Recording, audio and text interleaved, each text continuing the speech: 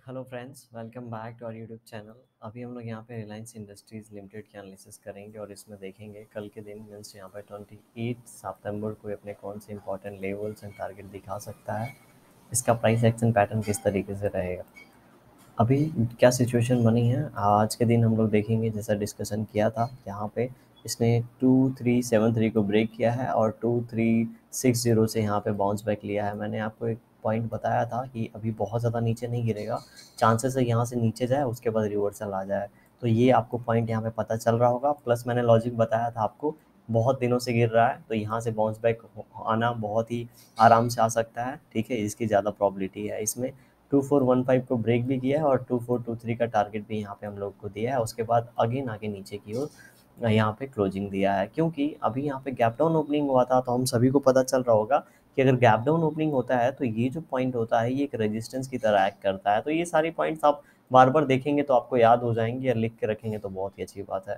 ठीक है, तो इसको फर्स्ट टाइम में ब्रेक करना यहाँ पे मुश्किल है। अभी ये नीचे आया है, नीचे आ रहा है तो ये देखिए ये ब्रेकआउट लेवल है कि नहीं। ये ब्रेकआउट लेवल है आज का, तो इन लेवल के आसपास इसको सपोर्ट लेना चाहिए तो सपोर्ट ले भी रहा है। कहीं ना कहीं इन लेवल के आसपास यहाँ पे सपोर्ट लेने की कोशिश किया है क्योंकि ये ब्रेकआउट लेवल था। अभी कल के दिन मानते हैं मार्केट यहाँ पे ओपन हो जाता है, ठीक है, 2400 के आसपास। तो क्या लगता है आपको ये ब्रेक कर देगा, आएगा इसके पास? ठीक है, आने के बाद यहाँ पे फिर से ऊपर जाने की कोशिश करेगा, फिर ब्रेक कर सकता है। या फिर क्या होगा, यहाँ पे अगर ओपन हो गया तो ये लेवल एक सपोर्ट की तरह एक्ट करेगा और यहाँ पे प्राइस एक्शन बना के ऊपर की ओर ब्रेक कर सकता है। दो पॉइंट, अगर यहाँ से नीचे की ओर आता है तो आप ये मार्क करके रख लीजिए, ये यहाँ पे सपोर्ट मार्क करके रख लीजिए, क्योंकि अब ये चैनल पैटर्न में कुछ दिन यहाँ पे फंसा रहेगा एंड उसके बाद में डिसाइड करेगा किस ओर निकलना है। तो ये तीनों केसेस यहाँ पे पॉसिबल दिखते हैं हम लोगों को। अभी चार्ट जूम आउट करेंगे तो और हम लोग को क्लियर होगा, क्योंकि ये अभी के हिसाब से मतलब जो आज के दिन पैटर्न बना है उसके हिसाब से हो गया बात। अभी थोड़ा सा हम लोग यहाँ पे हिस्ट्री इसकी उठा के देखने की कोशिश करेंगे एंड यहाँ से इवॉल्यूट करेंगे इसको कि किस तरीके से परफॉर्म कर सकता है। ठीक है, तो हमारा जो ट्रेंड लाइन था वो ब्रेक डाउन हो चुका है, हम लोगों को पता है। प्लस हमने ये भी बात किया था बहुत बार, जब ट्रेंड लाइन ब्रेक डाउन होता है तो एक बार उसको रिटेस्ट करने जाता है। ठीक है, तो इसने इस लेवल को अभी तक रिटेस्ट नहीं किया है जो कि है अराउंड 2440 के लेवल का। हाँ, ज़रूर हाई लगा है 2425 के आसपास का, लेकिन यहाँ पे ये लेवल अभी रिटेस्ट नहीं किया है। तो अगर यहाँ आके इस तरीके से इसको रिटेस्ट करता है तो हो सकता है ये इस तरीके से यहाँ पे पैटर्न बना दे और फ्यूचर में फिर नीचे या फिर ऊपर ब्रेकआउट दे। ठीक है, ये सिचुएशन हो गया। सेकेंडली, अगर यहीं से कंटिन्यू होके, ठीक है, यहाँ पे जा गया, यहाँ पे थोड़े दिन टाइम स्पेंड करके नीचे की ओर ब्रेक कर दिया तो ये फिर प्राइस एक्शन कंफर्म हो जाएगा और इसके और नीचे जाने की एटलीस्ट इतना तो ये नीचे आप प्लॉट कर लीजिएगा। लगभग लगभग कितना पॉइंट हो गया ये, 2400 से 40 पॉइंट्स यहाँ से और नीचे, मतलब 2360 या 2320-30 के आसपास तक का आप टारगेट फिर नीचे की ओर निकाल के रखिएगा। मैं ऐसा इसलिए बोल रहा हूँ क्योंकि देखिए मैं भी नहीं चाहता हूँ कोई भी अच्छा शेयर नीचे गिरे, लेकिन सिचुएशन ऐसा अगर ये बार बार आके इन लेवल्स को हिट कर रहा है, ठीक है, इस बार तो बहुत ही अच्छी बात थी ऊपर चला गया, ऑलरेडी ये 3-4 बार हिट कर चुका है। अब जैसा कि ये ट्रेंड लाइन इंपॉर्टेंट था, मैंने आपको बताया था, अगर ये ब्रेक होता है तो फिर से आके रिटेस्ट कर सकता है। अभी ये आके इस तरीके से अगर रिटेस्ट करके नीचे की ओर ब्रेक करेगा तो ये आराम से इन लेवल के आसपास, ठीक है, 2250 2200 के बीच में इन लेवल के आसपास आएगा और यहाँ से फिर ये डिसाइड करेगा किस ओर जाना है। क्योंकि ये जर्नी तो जहाँ से स्टार्ट हुई थी पूरा का पूरा यहाँ पे बहुत ज़्यादा कोशिश करने के बाद देख रहे हैं किस तरीके से इनकी कोशिश फेल हुई है और ये नीचे आ रहा है। तो ये फिर यहाँ से फिर डिसाइड करेगा किस ओर निकलना है, यहाँ से ऊपर जाना है या हॉवर करना है या फिर तुरंतली ऊपर की ओर निकल के ये ट्रेंड लाइन को यहाँ पे ब्रेक करना है।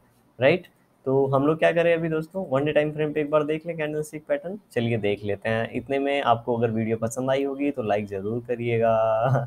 चलिए यहाँ पे क्या है, अभी देखिए ये जो सपोर्ट है, ठीक है, ये एक सपोर्ट लेवल है, हम सभी को नज़र आ रहा है। ठीक है, वन डे टाइम फ्रेम पे देखेंगे लास्ट टाइम किस तरीके का एक कैंडल बनाया, उसके बाद तुरंत शार्प बाइंग हुई। ठीक है, फिर यहाँ पे बहुत ज़्यादा गिरा, उसके बाद एक रेंज बनाने के बाद फिर बाइंग हुई। लेकिन एक चीज़ आप क्या नोट कर रहे हैं, यहाँ पे आपको दिख रहा है शार्प सेलिंग, शार्प सेलिंग, लेकिन जो बाइंग है, ठीक है, पिछली बार का हाई ब्रेक नहीं हुआ, इस बार यहाँ पे जाके 60% के हाई से नीचे आ गया। यहाँ से ये पता चल रहा है कि जब जब ये ऊपर जा रहा है तब तक इसको सेलर मिल रहा है।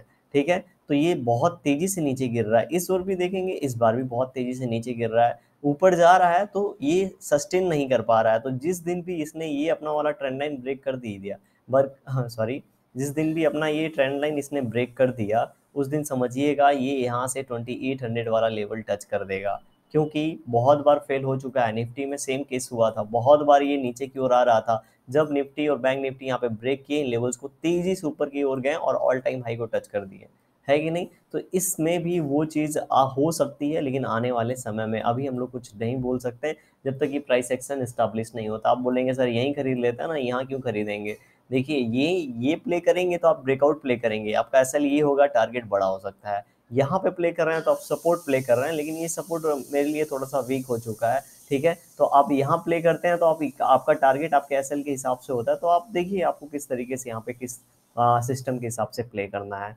तो ये कैंडल देख रहे हैं अभी, आज एक ऐसा कैंडल बना है, ठीक है, कि ये यहाँ पे कोई भी डिसीजन नहीं है। तो इसका अगर हाई यहाँ पे ब्रेक होता है तो आप क्या कर सकते हैं, कुछ क्वांटिटी बाई करिए, यहाँ पे स्टॉप लॉस रखिए। अगर हमारा यहाँ से ऊपर जाने की कोशिश करता है और ये फ्यूचर में ट्रेंड लाइन ब्रेक करता है तो अच्छा खासा यहाँ पे अभी यहाँ तक आपके पास ऑलरेडी कुछ क्वांटिटी में प्रॉफिट होगा, ठीक है। तो और यहाँ पे जब ब्रेकआउट प्ले करेंगे तो हो सकता है वो जो प्रॉफिट हो आपके रिस्क का रोल प्ले कर दे, समझ रहे हैं। तो इस तरीके से प्राइस एक्शन बनानी है, और एसएल हिट हो जाए तो जाने दीजिए। लेकिन एक चीज़ याद रखिएगा, ये जो कैंडल है, ठीक है, आप कम से कम 2450 का ब्रेकआउट होने दें, उसके बाद कोई भी डिसीजन लें। भले ही स्टॉप लॉस आप छोटा लगा लीजिएगा या फिर क्वांटिटी कम कर लीजिएगा, लेकिन इस तरीके से प्लानिंग करनी चाहिए। क्योंकि अभी भी मुझे ये कुछ खास नहीं दिख रहा है, चार्ट पे बहुत ज़्यादा वीक दिख रहा है। जैसा कि मैं आपको बताया कि सेलिंग जो है बहुत ज़्यादा हो रहा है, बाइंग बहुत कम हुआ है, तो उसके हिसाब से इसको नीचे जाना चाहिए और लगभग लगभग 2250 इन लेवल से फिर से वापस निकलेगा तो हम लोग को अच्छा क्वांटिटी मिल सकता है। हाँ, इस लेवल पे जब आएगा तो मैं यहाँ पे बाई करूँगा, फिर मैं यहाँ पे सपोर्ट भी प्ले करूँगा और ब्रेकआउट भी प्ले करूँगा, लेकिन इस लेवल पे मैं सपोर्ट प्ले नहीं कर सकता।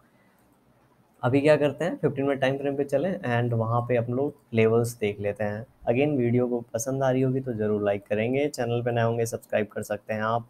अभी हमारे लिए जो नीचे के लेवल हैं वो किस तरीके से होंगे, देखिए।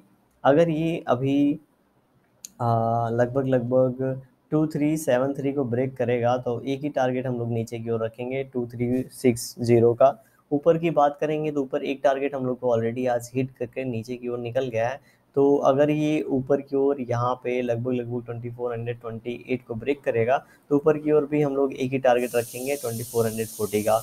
अभी देखिए सिचुएशन ऐसा है ना कि ये ऊपर रेजिस्टेंस है, नीचे सपोर्ट है, तो हो सकता है कल के दिन इसी के अंदर टाइम स्पेंड कर दे, ठीक है। या फिर अगर यहाँ पे नीचे आके जैसे ऊपर से नीचे आएगा तो यहाँ पे बाउंस बैक फिर से मिलेगा, और ये बाउंस बैक फेल होता है तो ये तेजी से नीचे जाएगा, क्योंकि सबका एसएल यहीं पे होगा। जब एसएल कटेगा तो ये लेवल ब्रेक करके तेजी से और यहाँ से 20-30 रुपए नीचे की ओर आराम से जा सकता है। तो हमारे लेवल्स हो गए।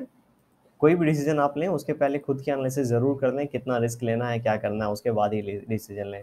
Thank you for watching this video.